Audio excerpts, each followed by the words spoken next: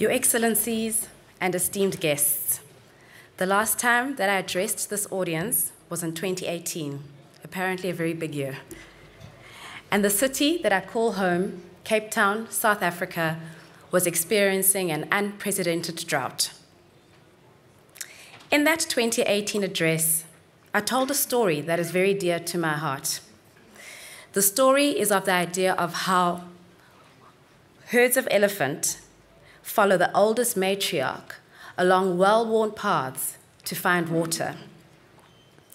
The youngest of the herd will rely on the ancient memory of the matriarch to find water.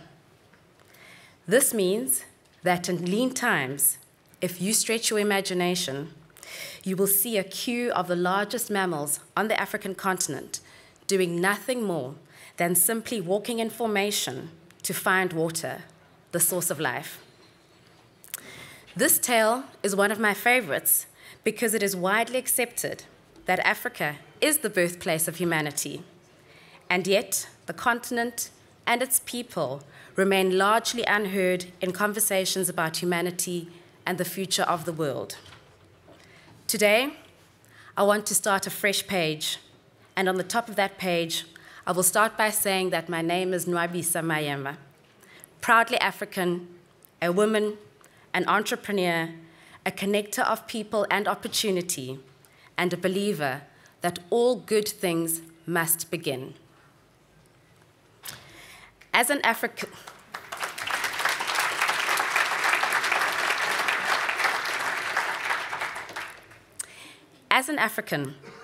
I'll be the first to shout from the rooftop and say, today is a good day to be African. This is because the world is becoming more African. And with this, we return to the origin of what makes us who we are.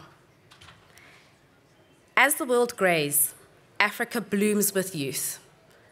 The average age of Europe's population is 44 years old. America's 38, and Asia 32. In Africa, the average age is 19. And by the year 2050, it is estimated that 1 in 4 people on this earth will be African. What does this mean? This means that a future without Africa is a thirsty and unnourished one. We simply cannot afford to build businesses, to think and to talk about innovation and the future without Africans at the table.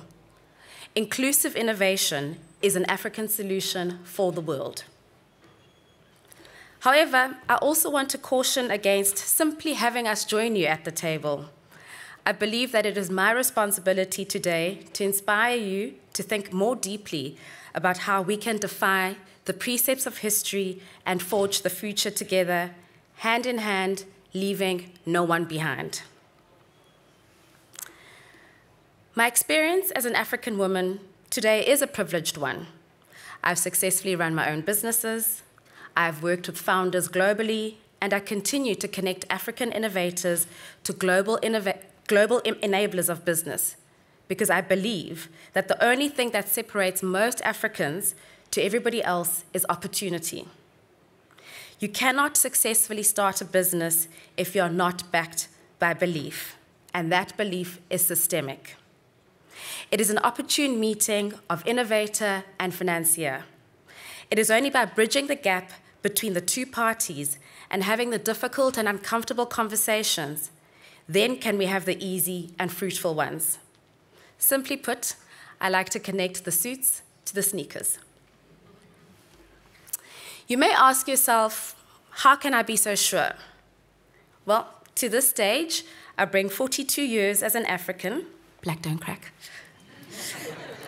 2 decades as an entrepreneur, and 1 life purpose, to connect people to each other and to opportunities. To borrow words from one of my favorite writers of African descent, my purpose and my responsibility to you all is to be a constant reminder that we are each other's business. And my responsibility to you all is to be, we are each other's business, and we are each other's magnitude and bond. There is no other humanity but ours, and it is in each other that we can all find our paths to the future, to find water, to find the nourishment that we all need. I say follow the African, and let me tell you why.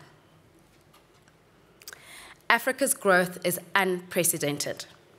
By the end of this century, Africa will be the only continent that is experiencing population growth. What this means in practical terms is that in the coming 50 years, Africa will go from having just 2 of the world's biggest metropoli to having over 10. The time for speeches about potential is gone, because the potential of the future is already here. If Africa is outpacing the world in population growth, it is safe to assume that the continent will outpace the rest of the world in innovation. And sustainability is the key to unlocking the rich well that safeguards life for all of us here today. It is our duty to stretch our imaginations and turn our faces towards a future that, in many respects, is already here. With all the information in front of us, I stand firm in my belief that it is no longer my place to convince you that Africa matters and that Africans should have a voice in discussions regarding issues around the world. Africa is the one frontier where you will be activated by who is doing business, the refreshing ways that we go about business, and the reality that those of us who call ourselves change makers are doing exactly that, taking charge of opportunities and creating innovative and sustainable solutions to our issues. Our solutions are good for people, good for the planet, and good for profit. They are, after all, African. However, I know that some of you here today may be saying to yourselves that the intersection of entrepreneurship, innovation, and sustainability seems like an oddity. But with closer attention to what has been happening in Africa, you find that it is the odd couplings that give rise to greatness. In Africa, it is entrepreneurship that provides solutions to pressing problems, such as youth unemployment. And innovation is life, and it gives life as people find new ways to use all that is available to them to farm and to make sure they have access to clean and safe drinking water. And lastly, sustainability is essential for our collective futures. We know, of course, that the future is already here. I want all of us gathered here today to consider this, that if we are to win the future, then we must win it together. There is no scenario that can be considered a success that leaves women and Africa behind. Over the last decade and a half, there's been a lot of time and effort spent on research on what sustainable and inclusive innovation looks like and what it means for business and the world. There's been much to build on the idea of Fritz Schumacher's appropriate technology.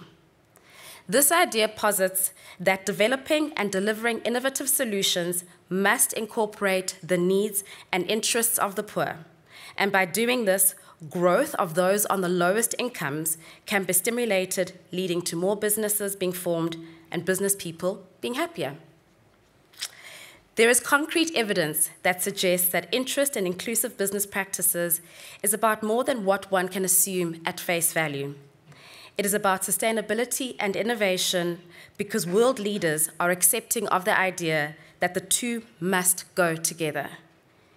Evidence of this can be seen with the shift of government policies. India has placed inclusive innovation at its core for policies in the current and coming decade. Thailand has an innovation policy that incorporates green and sustainable solutions and places them at its core.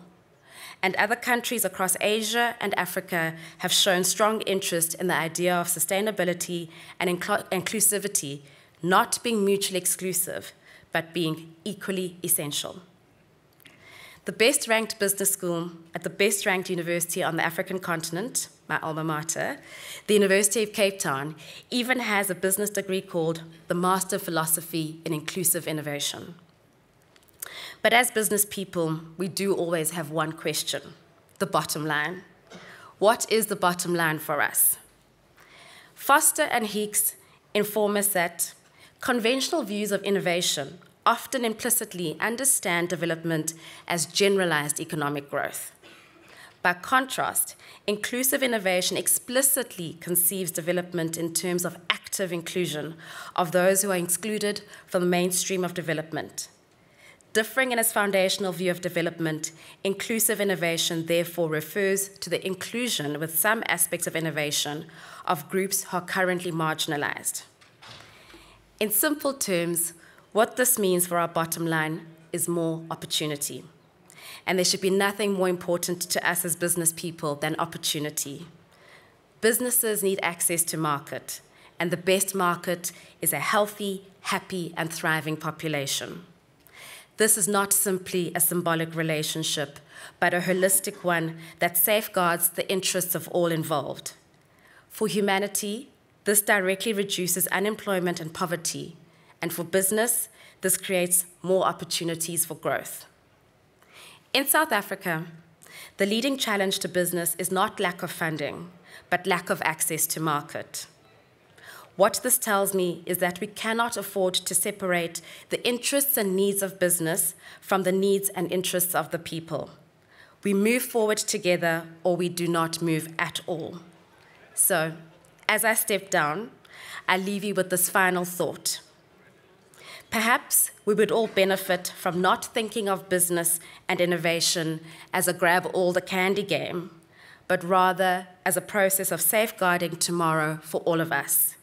Yes, there is profit to be made, and we can unlock it in sustainable and inclusive ways. Let us defy history and commit ourselves to leaving no one unheard and no solution untested. Thank you.